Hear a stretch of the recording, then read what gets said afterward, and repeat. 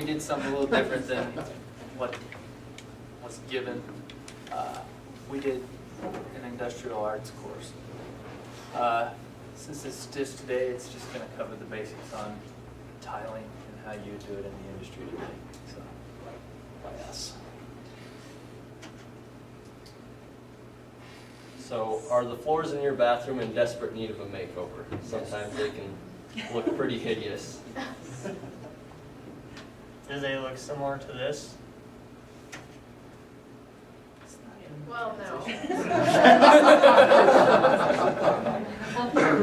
Draft answer? Can I plead the fifth on this one? Yeah. How'd you get my bathroom? Well,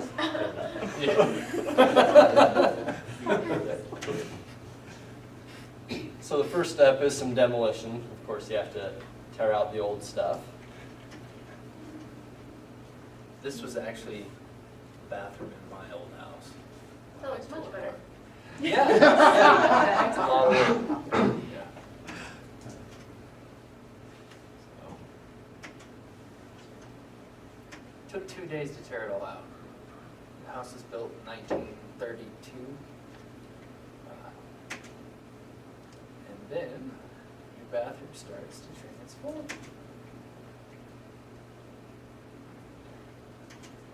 We had a bathroom like that. Basically framed around our tub. That's Wonderboard. That's the material you usually use to put tile in and around a tub. It's just a cement board. What does that do? I'm sorry. Well, your mortar that your tile is going to stick to, called thinset, it needs a preferable surface to adhere to, usually concrete. So you can actually put tiles straight to a concrete floor. But if you got a wood floor, you'd actually have to prep it and make it so you have a surface the tile can really adhere to. Is that the same thing as hardy backer?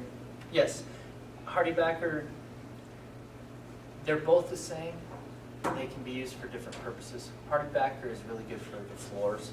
It's thinner, much thinner material, so it doesn't raise your floor up a lot, whereas Wonderboard is usually very thick. Wonderboard's better for round tubs, walls and ceilings. Okay. So, Does it help keep it dry, like around the bathtub area, so it doesn't mold, or does it soak it up? well, around the bathtub itself, what you would do if you were going to tile and do this, you would actually put up a water barrier, so plastic. You'd wrap the tub like that, and then put your Wonderboard to it. Okay. That would seal that, and then all your seams, you would actually, when you start to tile it, you're going to use your thin set. You're going to seal all your seams and then put tile to it. So, yeah.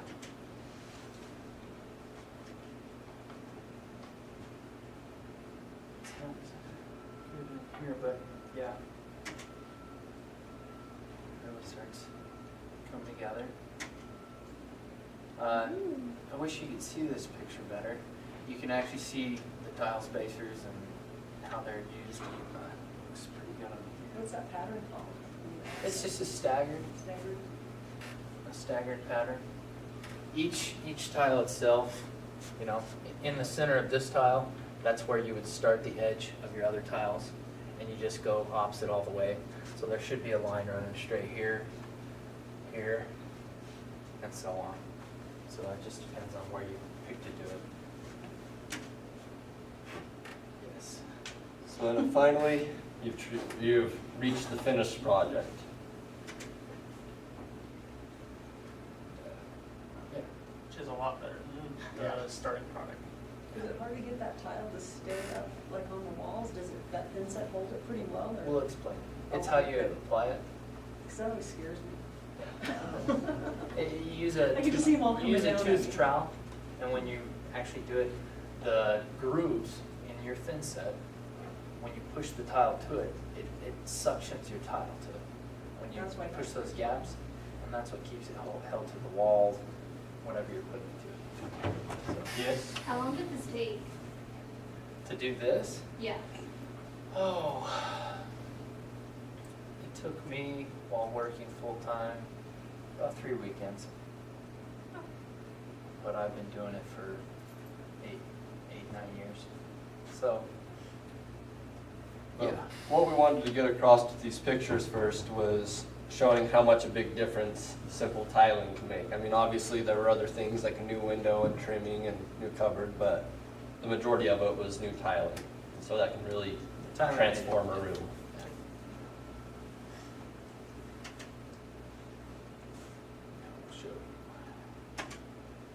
Okay, first step is basically floor preparation. And, Alright. So the materials you need for floor preparation with wood floors is tile, tooth trowel, thin set mortar, gray and white, hardy backer or cement wonderboard, grout, tile spacers, and water for the mixing of the thin set. yeah, and the other thing too, just like you guys have been, feel free to ask questions. And then with cement floors, it's a lot the same, but there are some differences. So first, obviously, you need your tile, and then you need some water. You will need some thin set mortar, and here to provide an example of white. You'll need grout, a sponge, a tooth trowel, a drilling mix and paddle, which is what Lyle has right there in his hand. And you'll use that to mix up the mortar. And then you'll need tile spacers and a wet tile saw.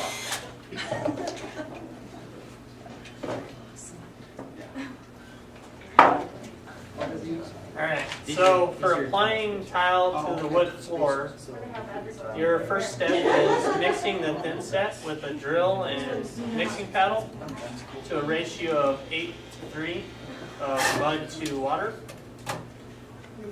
You apply the thin set to the floor so you can lay the hardy backer on top of it. After you get the hardy backer applied to the floor, you let it sit for about a day so it can set up and dry a little bit. Let me sit overnight. And right here, this is the actual, when she was talking about hardy backer, that's hardy backer. And you can see the tooth thin set, that's how it was applied. Okay. So, Once you have the hardy backer down, then you apply another layer of thin set to the top of the hardy backer in straight lines. That way you can apply your tile to it. Oh my God.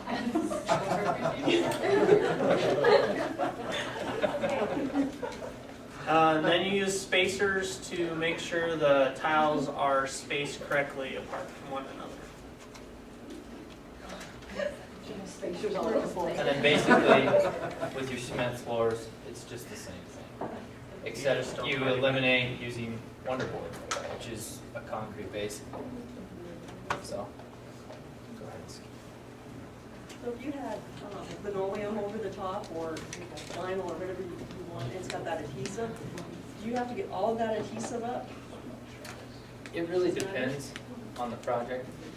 Research it, because there's so many different ways to apply your linoleum or whatever. I would tear the linoleum up so you have bare floors, and usually you throw a quick stripper down and get all that up, and then I used an iron so. to get that glue stuff up, but it's up to you. So now we have a video provided by Lowe's Home Improvement about how to properly apply a hardy backer. Now apply the thin set mortar to a small section of the floor. It's best to start in the corner. Set the backer board in place and secure with corrosion-resistant cement board screws. If you have to cut the backer board, just score it, snap it, and cut along the back side. Keep spreading the thin set and setting the boards until the floor is covered. And that's basically what you do. You'd start in the corner that you don't want to start by your door and work to the corner over here when you don't really want to walk on this stuff. You want to be able to set up overnight. Yes? Is there a reason why when you put it down, you put it in like a curve? No, you don't have to do it that way. I mean, he's just helping spread it all over. Usually what you do to get your coverage, you want to have the same consistent look when you're putting it down. So your 3 by 5 foot piece, you're maybe going to go a little farther out than that, but you're going to put it all out and then maybe go straight lines, clear across, and then screw it down. What happens if you mess up? It's mess up how? Like, it ends up being like that much you need from the wall?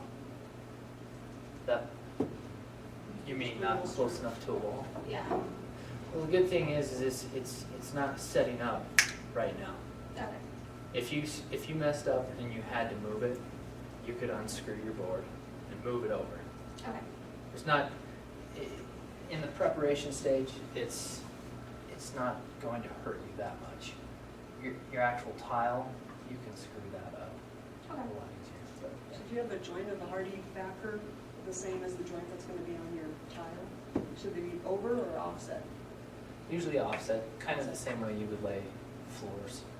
So, yeah, just kind of like the staggered tile, you would do the same with your party backer or Wonder Cement board. So maybe went underneath the center or something Yeah. of the tile. And as he showed there, you can cut it, so like you said, if you screw up and you're a little ways away from the wall, you can cut it, because chances are you're not gonna have a room that fits perfectly, and you're not gonna have to cut a couple pieces. So Right. that's something just to plan on doing. Alright, now we have a video on laying the tile and applying grout. We'll mix it in a bucket to the recommended consistency.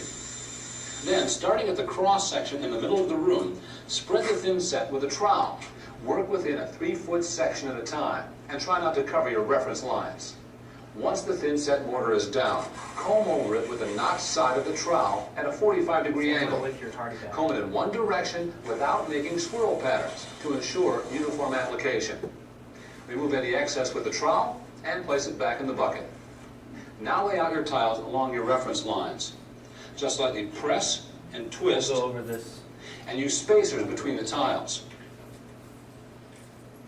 Keep laying the tile. Periodically lift one to make sure the mortar is sticking. Where it isn't, you can apply additional thin set to the back of the tile. If you're not getting good adhesion, use a trowel with larger notches. Any mortar on the face of the tiles can be wiped away with a damp sponge. Once a few of your tiles are set, check for any high spots using a level. Even them out using a rubber mallet.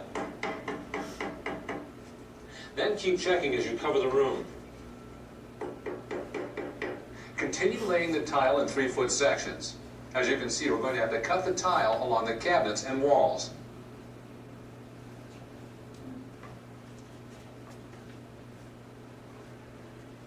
Alright, so grouting tile edges. After the tile has set overnight, you're going to need to grout, and that grout can be added.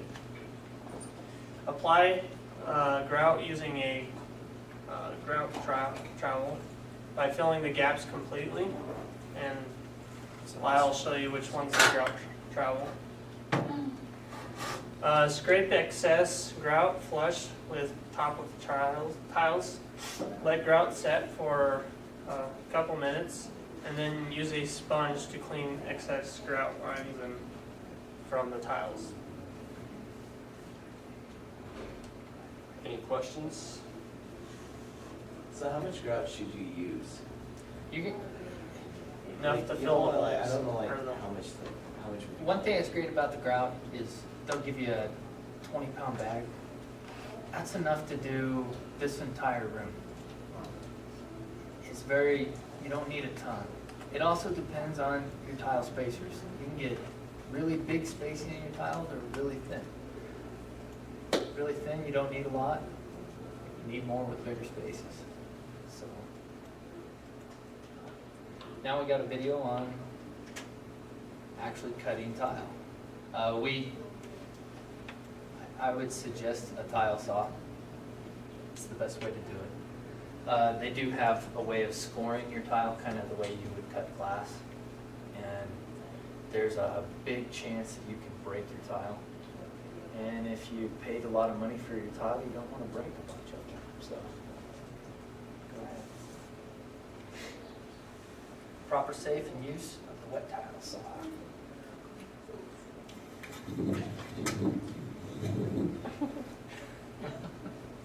Alright, so first, obviously, you always want to wear your safety glasses.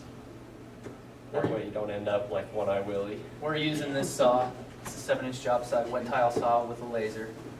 Fastest, cleanest, most precise way to cut tile today. 10-amp motor.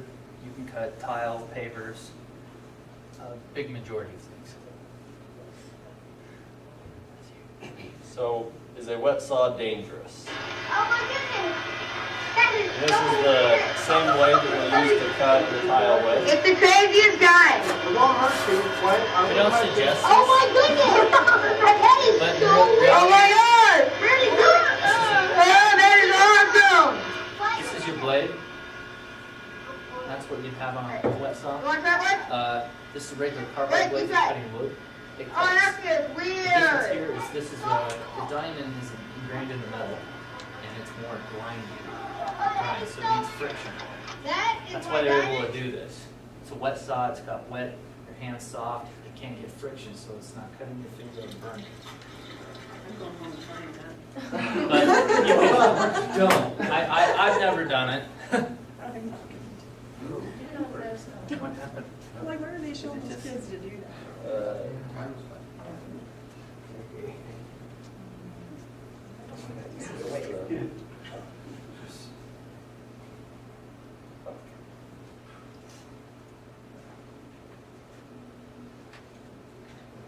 Just try.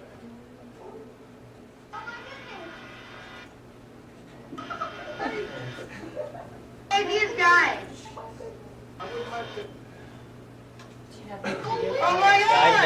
I'd never do that. So Oh, what? that is awesome! Outside of pocket. Yeah, we do. You want to try one? Or is it doing that because he's skipping it? He's skipping it to get to where we were. Okay. Sorry. That is my Yeah, I diamond. tried pausing it because we reached the end of that, but it ended up skipping the slide. Okay, basic components of the saw. That's your sliding table, rolling table. Put your tile on it. You push your tile right through your saw blade. It can lock in place, so you're not accidentally moving your tile into your blade. It's your debris water tray. All your cutting stuff goes down into your tray. Filters your water here so it's not so dirty and back down into your water reservoir. Spray tray, and I started doing something really weird here. I was thinking I would show you how the water went. Yeah. And then the laser you can see here, it's kind of dirty, but it'll actually project a laser straight down and show you exactly where your blade's going to cut on whatever material you're trying to cut. It's really skippy. It's not very fluid. You can plunge cut into materials with it. So if you want to cut in the middle of a big tile, you could actually move your blade up and cut into it, maybe cut a square out of it or something. And then your angle adjustment. So you can put bevels on your tile. If you, bullnose, anybody know what bullnose is? It's used for edges around showers and whatnot. You see your tile has kind of a different look.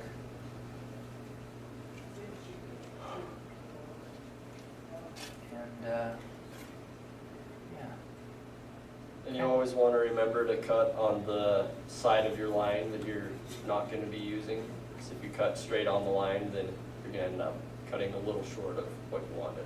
Spray nozzle they got there, you can revert your water to your spray nozzle so you can clean off your workplace. And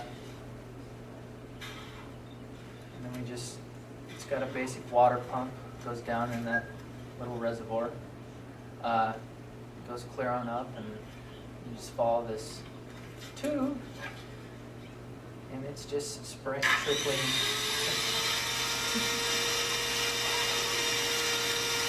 This video is really not working very well because I just now turned it on. It's supposed to make that noise. Water, it just goes right down on top there, comes out. And at it while we're going.